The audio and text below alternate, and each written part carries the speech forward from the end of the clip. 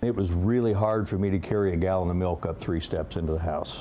I was on oxygen 24 hours a day. There's no doubt in my mind, without a transplant, I wouldn't be here today.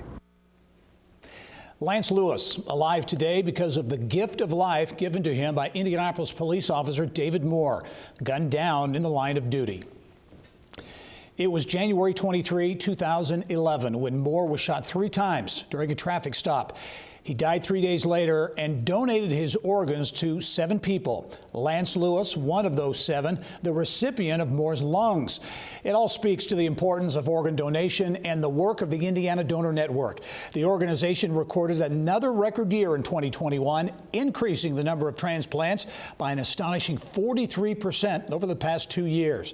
The nonprofit says that translates to saving the lives of more than 800 people. Business of Health reporter Kylie Valletta has more. Kylie.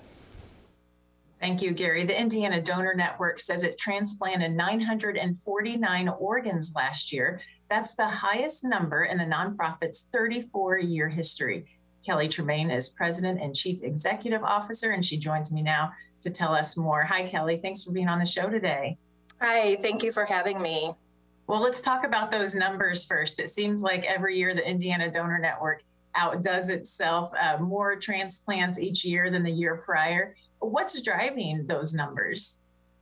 Yeah, that's certainly our goal. We always want to transplant more organs than we have in years past. And first, I think it's just the generosity of Hoosiers in general. But we've made a lot of various changes over the last several years.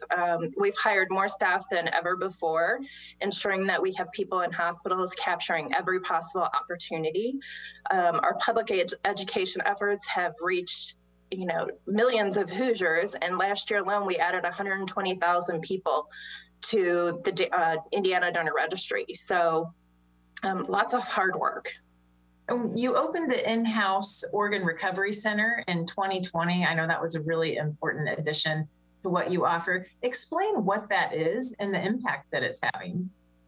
Yeah, so basically at our office, we have an ICU set up just like you would in a hospital, as well as operating rooms like you would in a hospital. So as we all know, the pandemic has really affected hospitals in ways that they have bed shortages, ventilator shortages, and it's been really difficult for families to even visit their loved ones when they're in the hospital.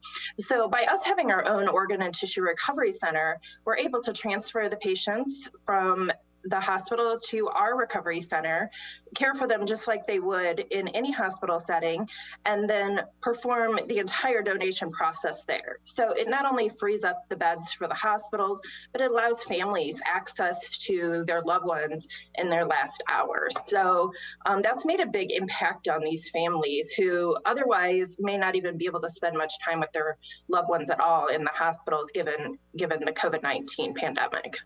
All right, such an important addition. So to keep up with those growing numbers, I know you've had to grow your staff throughout the state. So talk a little bit about that. And I know there are some open positions right now too. You're doing some more hiring. So talk a little bit about that. We are. We're always hiring. And I've started with the organization almost 22 years ago, and we had about 40 or 50 employees. Now we're close to 300. We've added close to 70 or 80 positions in the last 2 years. So we are really trying to focus on public education and education within the hospital system to make sure, like I said, that we capture every potential opportunity and that we're doing right for the people that are waiting on the transplant list. So we are still in the thick of the pandemic, and that has impacted the medical industry in so many ways. How has the Indiana Donor Network been able to really thrive even during these really challenging times? Well, thankfully, we still had access to all of our hospitals. Our staff are all trained on the PPE that hospitals have, the wearing of the N95 masks. And so we've still been able to go in and have access to patients, but we've had to get really creative. Usually we go into schools, into health education classes when kids are around the sophomore level. And provide education about donation and transplantation at that time. And so with the pandemic, we've not been able to go to schools like we used to. So we had to be creative and create online presentations. And same thing with hospitals. We've not been able to go and just do regular education. So we've had to do a lot of online education and just reaching people in different ways.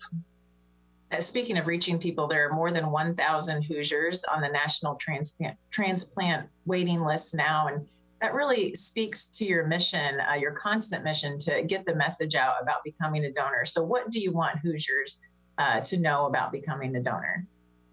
Well, I think sometimes people think that they're too old or somebody might not want my organs. And the biggest message that I have is to just register yourself to be a donor. There's so many easy ways to do that. You can do that when you renew your license at the BMV. You can go online to donatelifeindiana.org. And now you can even register your decision when you get your fishing or hunting license. So don't ever rule yourself out as a potential donor. Let us make that decision at the time of your death. And being able to carry on your legacy in life to other people, really, there is no greater gift. All right, Kellie, we only have about 30 seconds left, but you've been with the Donor Network for 22 years, like you mentioned earlier. Just talk generally, big picture, what kind of growth you've seen in over 2 decades with the Indiana Donor Network. Yeah, it's been pretty astronomical. When I first started, I think we were facilitating about 300 transplants, and now we're close to facilitating about 1,000 transplants. And so that's just amazing above and beyond. And as I mentioned, our staff has grown, 5-6 times fold from what it was when I first started. So, but we've also grown the Indiana Donor Registry, and that's probably one of the most important pieces, is that people have registered and made themselves donors. So that's always a good thing. All right, Kellie, thanks for being on the show today. Congratulations on another successful year, and we'll probably talk to you next year. Yes, you will. Thank you.